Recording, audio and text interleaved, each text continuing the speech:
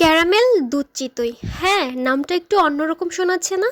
অন্য কিছু বানানোই তো হচ্ছে আমার কাজ। শীত মানেই তো পিঠেপুলির উৎসব। পুরো শীত জুড়েই সবাই অনেক রকমের পিঠা বানিয়েছে, আর এখন তো প্রায় শীত শেষের দিকে। তাই আমি ভাবলাম যে কিছু একটা বানানো যাক শীতের পিঠাই। আর সামনেই তো রমাদান, রমাদান মাসে তো তেমন একটা খাওয়া দাওয়া করা যাবে না, তাই ভাবলাম যে রমাদানের আগেই কিছু একটা স্পেশাল বানানো যাক। তাই ভাবলাম যে আমি এই দুধ চিতই পিঠাটাই বানাই, আর সেটা একটু অন্যরকমভাবে বানাই। অন্যরকম বলতে সবাই তো খেজুরের গুড় বা খেজুরের রস এসব দিয়েই দুধ চিতই পিঠাটা সম্ভবত বানায়, কিন্তু আমি বানাবো ক্যারামেল দুধ চিতই। আমার আগে কেউ বানিয়েছে কিনা বলতে পারবো না, তবে আমার মনে হচ্ছে আমি ফার্স্ট বানালাম।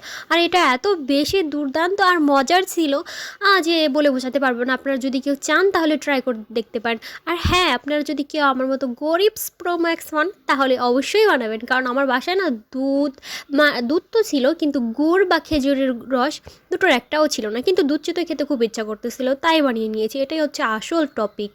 তবে বিশ্বাস করুন, বানানোর আগে আমি একদমই ভাবতে পারিনি এভাবে বানালেও দুধ চিতই পিঠাটা এত বেশি মজার খেতে হবে। আর দেখুন, আপনাদের সাথে কথা বলতে বলতে আমার দুধ চিতই পিঠাটা পুরোপুরি রেডি। তো এটাকে আমি বানিয়ে নিয়েছি। আর কীভাবে বানালাম আপনার আশা করছি আপনারা এতক্ষণ দেখে নিয়েছেন। আর এবার দেখুন দুধ চিতই পিঠাটা কতটা সুন্দর হয়েছে। আর এটা এত বেশি নরম হয়েছিল, রসের মধ্যে এমনভাবে ডুবে গিয়েছিল পিঠাটা যে একদম নরম তুলতুলে হয়ে গিয়েছিল।